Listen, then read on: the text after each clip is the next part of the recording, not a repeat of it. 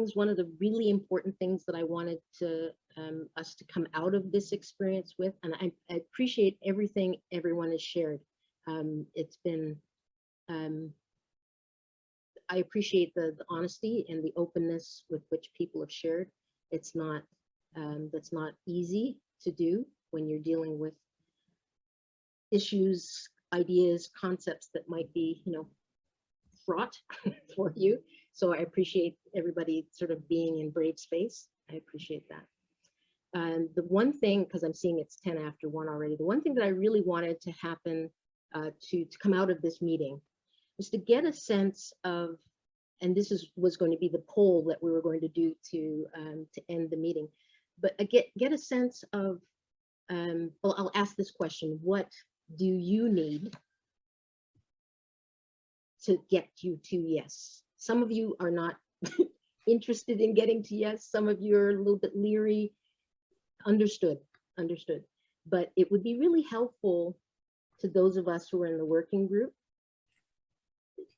Kind of think of this as a needs assessment, so that we can figure out the extent to which we can help meet those needs.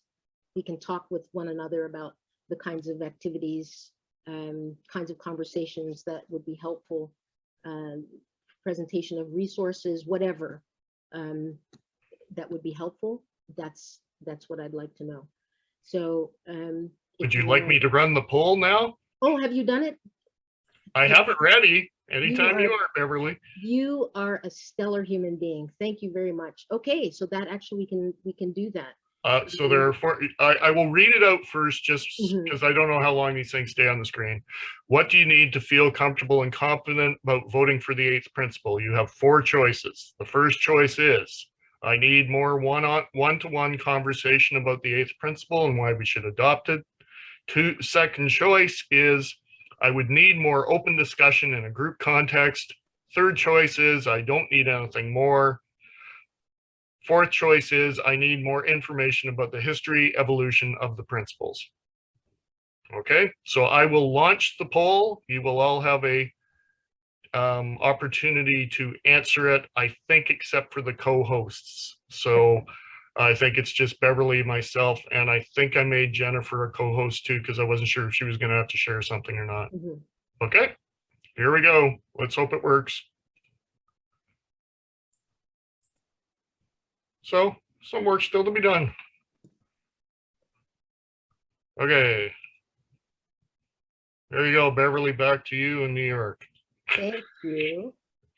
I just wanted to show. Al had his hand up. Yeah, oh, sorry. Al, go ahead. One of the things that I would like to say about what I need is not on that list. Okay. I'm 100% enthusiastically in favor of this principle and adding the principle. So I answered, I don't need anything more. But the truth is that I understand that I need a great deal more than that. And what I need is the kind of ministry that this church provided with me, not just this church, but this faith tradition has provided for me over the years. And it has helped me to understand that I have been a beneficiary of just about every kind of privilege that one can put on a list in terms of who I am and how the world looks at me. And what this faith tradition has helped me understand is that those privileges that I have acquired have come at a cost to others, and that I need to understand that, and I need to reflect on what that means in terms of how I am called to act going forward. I first connected strongly with the Unitarian Church when I came back to Canada. We were in Fredericton, New Brunswick with a new child, and with the experience of 1.5 years of living in racist apartheid South Africa. and I needed a lot of help to sort out what being a father meant and what being a supportive husband to my wife meant, and what I had learned about myself and about the world through those experiences in South Africa. And the Unitarian faith helped me with that greatly. This particular congregation, which I joined, what, 12 or 13 years ago now, when we came back to Central Canada, has had a major leadership role with respect to dealing with the feminist revolution, if we will, many years ago. It has also played a major role in the welcoming congregation, early activity among Canadian congregations on that. And more recently, there were these very powerful sessions that we did coming to terms with colonialism and the impact that that has had on Indigenous people. We've also had a major role in gender justice. And I think that this is a congregation who has helped me a great deal, a faith tradition that has helped me a great deal. And I think that we have an opportunity here to put out that hand to others, put out that sense of leadership, and help more things change in our society.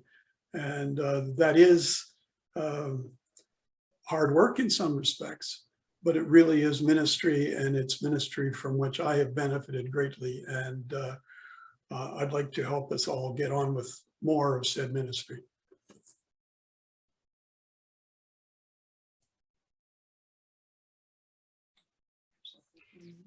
Thanks, Al. Well said. Marilyn asked me to put the results of the poll up in the chat, so I've done so, and what the percentages are. Thank you. Yeah.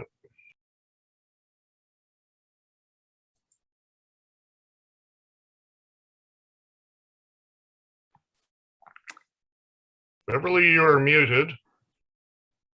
One of the things that I had hoped to do today was to show folks the sort of evolution of the principles from 1961 to present.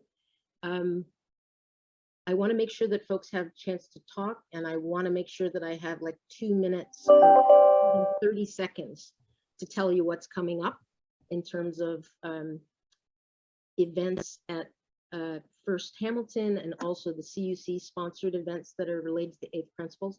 So I want to take 30 seconds to do that at the end. But what I would like to do is to send, I've got everybody's email addresses now, or I can send this into the office, to share the PowerPoint slides, and actually Bill put them together that show the 6th, 7th, and the wording for the proposed 8th principle. So you can see over time how those principles, going back to the notion of identity, present a different identity for Unitarian Universalists.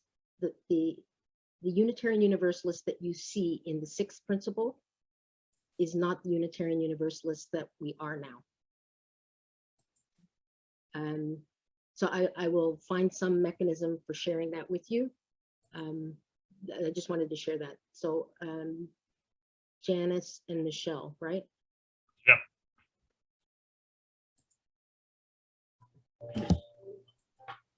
Can't believe it. My phone. Oh. So of course I don't have a silencer on my phone, so I apologize. Okay. Yesterday I attended the CUC discussion that's very similar to this, as did Reverend Jamie and Anne, who is here.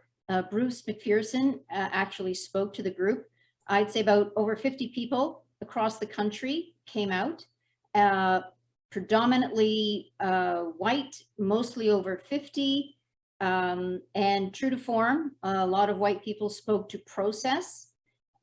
We've got people that looked up the Oxford Dictionary to say, you know, principles is it's a belief system. Someone else said, well, I looked up principles and it's a code of conduct. So just to say there's more of the same. But what was most that had impact, I thought, to this large group discussion were the younger voices. And there were a handful of people that were there. And they spoke their truth, not unlike, I think, youth from the 1960s, you know, where there's this disconnect between the older and the younger. And so for people who were, one person who was a director of religious education in her church dealing with her youth, we're trying to give voice to those youth, to this group, that if we, the older people, don't listen to the youth and adopt a principle like this, or adopt this principle, they will probably disconnect from this church. And one spoke with some pain that actually said that they've already experienced younger members of their churches leaving them and not continuing with the education. So I just took a few quick notes, and I want to give voice to people that are not in this type of group, where one person from Ottawa said that, and from her understanding, that our 7 principles were created between the 1960s and 80s, and they're pretty outdated. Our younger people are not responding to these principles. Our church has lost most of our youth. In our church, we have 2 now. Anti-oppression, dealing with anti-oppression is very important to young people. I don't think anyone over 50 should vote on this principle. And then she asked the question, how many on your boards are under 40? Think about that. I would be really upset if my church does not accept this, and I would reconsider my membership. That's one voice. And there was one person of color that I saw in the group and spoke towards the end. And you could tell there was a lot of processing going on and trying to figure out what to say to this pretty much older white group. But this is what came out. What can I say to convince you? I feel stuck. I feel embarrassed to bring my friends to church. Your ignorance is so loud. I'm tired of people touching my hair, being followed in stores, seeing a Confederate flag in my city. No one seems to see how urgent and painful racism is.